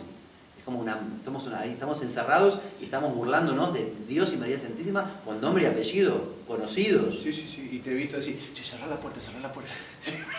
Para que no se escuche lo que... No, porque si la persona está, es buenísimo, porque se pone verde lo que le estamos haciendo. Y insisto de que lo que hay que entender es que no es burlarse desde nosotros que nos burlamos. Es un monstruo que no es como nosotros, que se burla y que dice que es X personaje famoso. Sí, ¿cómo nombrás vos esto? Solo el monstruo puede burlarse de la humanidad. Si lo hace un ser humano, ya es como una rivalidad del ser humano, ya es como guerra. En cambio el monstruo se lo permite porque el monstruo no es parte de nosotros. Es más, si no nos gusta, tenemos ganas de matarlo, de mandarlo a la cámara de gas. Porque es un asco. Pero ese asco puede tener una inteligencia desmesurada. Porque se da cuenta de cosas que nosotros no nos damos cuenta, porque estamos preocupados de nuestra vida miserable nosotros, de cuánto ganamos, si tu novia te va a querer o no, de tu próximo espectáculo, de estas pelotudeces que estamos preocupados nosotros. El monstruo nos mira y se caga de risa diciendo, pelotuda artistita, salió lindo, le plantaste bien anoche. ¿Entiendes? O sea, como que no, o sea, eso es la burla del mundo. ¿Cómo son los resortes? Algunas cosas que acabas de decir, ¿no? Pero ¿cuáles son los resortes técnicos de un actor que presta el cuerpo al monstruo, digamos? ¿Cuáles son esto? Tengo que decir, la aguda inteligencia, el desarrollo de algunas... Me acuerdo de algunas cosas que decías, ese lugar que por momentos se transforma en algo tan extraño como que se vuelve abstracto, sin embargo tiene una presencia enorme y tremenda. Como todo este tipo de trabajos, genera un hecho poético, quiere decir que lo más importante es que salimos del hecho 100% naturalista y realista, quiere decir de que no estamos en una narración lineal, sino que estamos en un hecho poético, que creemos que estamos en un plano y de repente pasamos a otro plano y podemos romper de planos y estamos más en el teatro, en la pintura, no abstracta, pero la pintura más libre, que los impresionistas se van donde se quieren ir y que no mantienen la forma el fondo y forma como se debe, que empiezan a transformarlo. Entramos en lugares donde la narración no se genera a través de lo lineal, se genera a través del inconsciente, de las imágenes, de la poesía, de una situación que de repente parece clara y de repente desaparece y aparece otra, donde vos no sabés exactamente lo que estás viendo. Esto también logrado porque el monstruo, como es monstruo y lo van a matar, actúa como un guerrillero, como Al Qaeda, quiere decir ataca y desaparece, ataca, quiere decir, el actor para ser bufón tiene que desarrollar, tener una capacidad de estrategias ilimitadas, quiere decir que cuando vos crees que el personaje está triste, o el personaje se está riendo y que todos estamos riendo y que todos estamos contentos es el momento de empezar a molestar al público y decirle ¿por qué se ríen? ¿No? ¿Y por qué? Y empezar a molestarlo y se romper, y cuando todo el mundo se entristece, cagarse de risa, son unos idiotas. Quiere decir, estrategias múltiples, yo te digo, estas son muy simples, pero estrategias para todo el tiempo confundir a la gente, generar un ritmo escénico y al mismo tiempo choquear a la gente con que no tiene el código. Con que el código humano no es el código del monstruo, porque no hay código, ni moral ni ética, ni Dios, ni fama, ni poder, ni venganzas, nada. No hay nada. Es interesante como, o sea, todo lo contrario. O sea, y si no, bueno, uno lee a Shakespeare y ve que el bufón dice cosas que las dice muy inteligentemente y se burla del mundo, ¿no? En Shakespeare los bufones están todo el tiempo. ¿A vos te interesó más, decías, el bufón gregario, más que el bufón del rey individual, ¿no? ¿Hay alguna razón por eso en especial? No hay una razón, es como que me interesó mucho el bufón, como vos decís, gregario, porque me parece que es una muy buena práctica del trabajo coral. O sea que para el trabajo individual está el payaso es muy individualista, es muy ego. Y al sumo los payasos conviven en dúos o en tríos, se acabó, no hay grupos de payasos. El Club de Clown es una excepción a la regla, 6 payasos juntos y que hacíamos cosas corales, pero esos 6 payasos tienen una personalidad total e individual y una lucha entre nosotros muy grande para tener el gag cómico. En cambio el bufón es como una especie de coacción de grupo donde realmente se ve como trabajo de coro. Entonces me interesa mucho a mí pedagógicamente que la gente aprenda a trabajar en trabajo de coro, porque en general todo está muy planteado del actor por sí mismo y te obliga a trabajar mucho más la escucha. Estás mucho más en las estrategias de cómo apoyar o desapoyar a un compañero. Y estamos hablando de 6 personas o 7 personas trabajando juntas, deformadas y todos apelotonados. Entonces se genera primero una visión muy fuerte. O sea, lo que genera visualmente, me gusta mucho esto de que no un monstruo, me gusta ver a 6, 7 monstruos juntos, que vos no sabés dónde está la pata, la cabeza, que no entendés lo que estás viendo. Entonces me parece maravilloso este hecho poético. los cuadros de Goya, de la última época, de la época negra de Goya, uno ve todos esos tipos en la oscuridad, todos sucios, podridos, los dientes podridos, metidos en un rincón, ¿no? Y que tienen miedo al diablo. Me parece muy impresionante la denuncia que genera el Bufón. Hay algo ahí contestatario mío, hay algo ahí que mi lado rebelde sale por el Bufón, mi lado de decir, me parece todo una idiotez. Y el clown, y después yo no hago como, sinceramente, me encantaría un día hacer un espectáculo de bufones neto, pero sin embargo nunca estuve preocupado por las definiciones clown-bufón artísticamente, siempre fueron preocupaciones pedagógicas.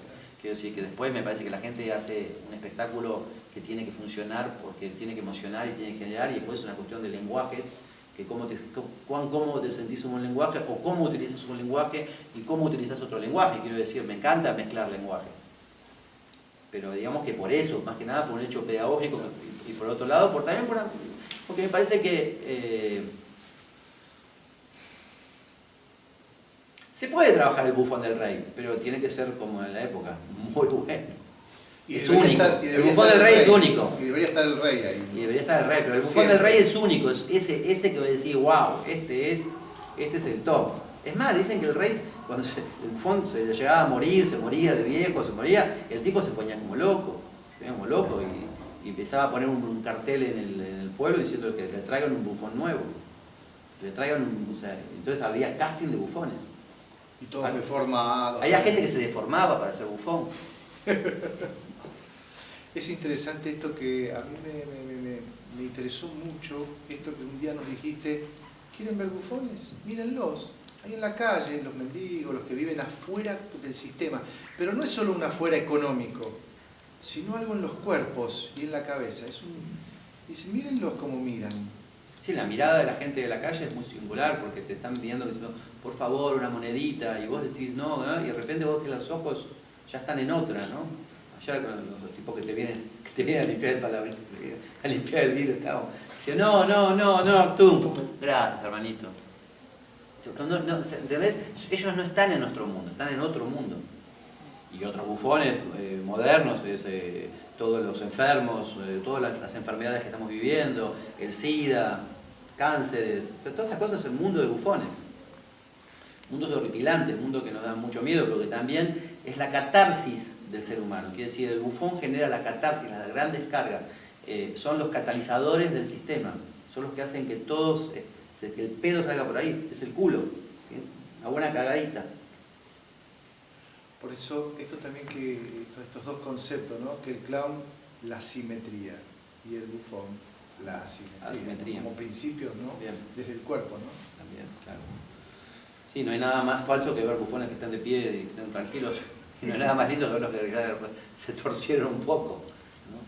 Yo he visto espectáculos de bufones muy bonitos, muy bonitos, un dúo que era fantástico. Me acuerdo que era como son dos monstruos así, menos monstruos que lo que yo hago yo, pero joroba, todos los dientes podridos, todo, se ponían uno más normal, saco y corbata, ¿viste? Como un tipo así, todos los dientes podridos, y el otro ya deforme, mucho más, que es como el más tonto de los bufones.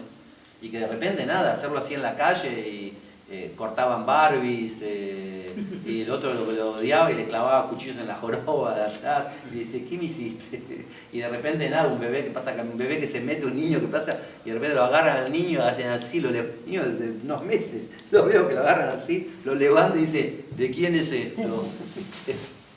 Del truco de que suena un teléfono y van y le destrozan el teléfono.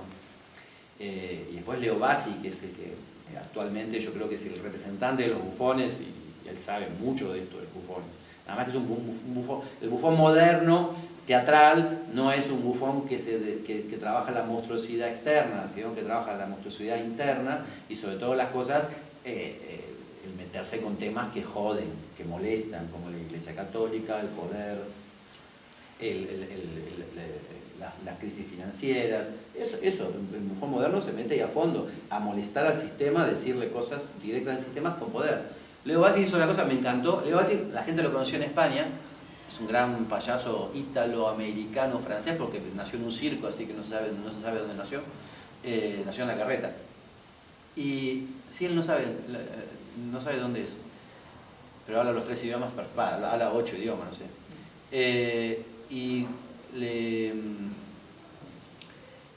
pero te iba a contar la puta madre. El espectáculo que hace Leo Bassi. Sí, hay pero... uno que hace, no sé si era el del antidisturbio o este, No, iba a decir otra cosa. o el de las catedrales. No, después...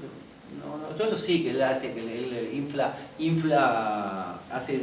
hace un antidisturbio gigante, inflable, entonces lo manipulan y lo llevan y tiene una cuerdita en la mano y tira de la mano y golpea a la gente. Pero no, te iba a decir otra cosa, Leo Bassi, que me parecía súper interesante. O por ejemplo, cómo desde el trabajo del actor, ¿no? Esto es decir, Buffon nace de personas verdaderamente deformes, donde el cuerpo es un límite, es un extremo, es un lugar que los deja fuera del sistema, el cuerpo en sí, los bufones originarios, digamos, de la Europa aquella. Ahora en la operatoria del actor hay algo muy artificial, que es esto de atarse, es decir, hay una artificialidad manifiesta y muy clara. ¿Cómo es eso en el actor? ¿Cómo opera? No son cuerpos realmente deformes el actor. Después de sacar todo esto, como decía, saquenlo rápido y vuelve. No, pero también es porque hay que conectar con el monstruo, y para conectar con el monstruo a veces tenés que hacer cosas para que ellos conecten. Entonces a mí siempre me ha sido muy práctico trabajar desde la, ¿cómo decir? Tanto en clown como en Buffon, trabajar, ¿cómo hago para trabajar un estado emocional de un actor? ¿Cómo hago para meterlo en un estado emocional a un actor? ¿Cómo lo ayudo a que entre en un estado emocional? Entonces yo no busco ejercicios de estado emocional, busco cosas que lo metan en un estado emocional. Entonces atarlo, apretarlo, deformarlo, cortarle la boca, entonces como ya no pueden hacer más nada, son monstruos, no pueden ni hablar y luego lo que pueden hacer es gritar, entonces ya están en el estado emocional. Eso lo demuestra desde que en ese momento empieza a surgir el monstruo, empieza a salir la cosa. Y la experiencia, si es buen actor, va a hacer que después no hace falta que yo lo ate ni nada por el estilo, sino que ya va a conectarse con eso y va a poder sacarlo directamente. Y lo mismo en el clown con respecto a que me parece que es bueno que jueguen, que cuando juegan ya están en estado. Y si ellos logran jugar y en escena estar con ese estado de juego, inmediatamente los textos van a salir con un color diferente, todo va a salir con un color muy diferente. Entonces, para mí es una cuestión práctica. Y una cuestión también visual para que ellos entiendan qué es un monstruo. Porque la gente cree que, no, bueno, me pongo una jorobita. No, monstruo quiere decir una cosa horripilante, que uno diga, ¿qué es eso? ¿Qué porquería es eso? ¿Qué asco? Y también para choquear a la gente. Está bueno choquear a la gente, choquear a la gente no por lo que se dice o lo que se hace, sino por lo que se ve. Y que lo visual sea como un shock. Y el shock es poético, quiero decir que en un punto es horrible, pero al mismo tiempo es bellísimo, porque lo que tiene interesante es la belleza que genera el monstruo, la belleza de la fealdad. Es otro tipo de belleza. Y después yo creo que lo más importante para el Buffon es poder conectarse con esa fuerza monstruosa y al mismo tiempo una capacidad de inteligencia demencial. Si las dos cosas andan bien, el monstruo funciona. Si todo es monstruoso y todo y es insoportablemente escatológico y todo es grito, el único futuro que tiene ese monstruo es la cámara de gas. O sea, lo van a matar. Porque no hay nada peor que un tipo horrible que además no hace reír a nadie. Pero si el tipo además hace reír con cosas muy ácidas y es más inteligente que la gente, eso es alguien admirable y alguien que le tememos, que lo respetamos. Porque porque no sabemos qué puede hacer él con nosotros. Es más, todo el mundo está con miedo. Yo cuando veo un espectáculo de Leo Bassi está con miedo. ¿Qué va a hacer? ¿Con quién se va a meter? ¿Me va a hacer algo o no me va a hacer nada? Con Jacobacci pasa lo mismo, la gente está como se ríe, pero están todos a ver a quién va a agarrar. Quiero decir, y esos son clown Buffon, ¿no? Pero quiero decir, hay algo de ahí que hay que entender que es un universo muy complejo, porque es un lugar donde abrir esa puerta es una puerta que después es difícil de cerrar, o una vez que conociste ese lugar. Es un lugar de violencia, es un lugar de no identidad, fuerte, y es un lugar de estar ya fuera del sistema, contestar el sistema total, no el de los buenos y los malos. Después yo siempre digo que cuando uno hace este tipo de trabajos clownescos, o sea, que uno hace teatro y un 30% clownesco detrás que no se ve, genera un espectáculo bellísimo de teatro, quiere decir, de teatro, que es de contexto. Y después, si le metes una pizquita de bufón, ya toma un sabor fuertísimo. Es muy fuerte el sabor que toma. O sea que no hace falta hacer tanto. Lo que pasa es que hay que ver lo que cada uno quiere hacer. Estas son cuestiones pedagógicas y estéticas. Después hay que ver. Es como lo que pasa muchas veces. Hay gente que te empieza a decir, esto es un espectáculo de clown, es un espectáculo de bufón. Me da lo mismo que es un espectáculo, que lo que me importa es que hay veces sí tengo ganas de hacer un espectáculo de clown, como Llegué para irme, que es un espectáculo donde el lenguaje clownesco está presente, y de repente hago un espectáculo como Otelo, donde el lenguaje clownesco no debe estar tan presente, sin embargo está por detrás dándole toda la información al público de Shakespeare. Entonces, depende, y así seguir investigando, porque todo es un trabajo. El placer es de investigar, el placer es de ver qué vamos. O sea, quiere decir, tu clown puede ser siempre el mismo, pero vos podés investigar millones de cosas, y podés escribir millones de cosas. Chaplin, con ese personaje, escribió muchas cosas. Y sin embargo, uno vio que se fue cambiando, hasta el momento que desapareció el personaje. Que no estuvo más, porque no lo podía hacer más. Bien. Bueno, no sé, de nuestra parte, ¿Estamos? más que muchísimas gracias y no sé si querés decir algo más, ¿no? ¿Algo especial? No, que la pasó muy bien aquí en Rosario, está bueno Rosario. Está bueno. Seguí viniendo. Bueno, muchas gracias. A vos. Muchas gracias.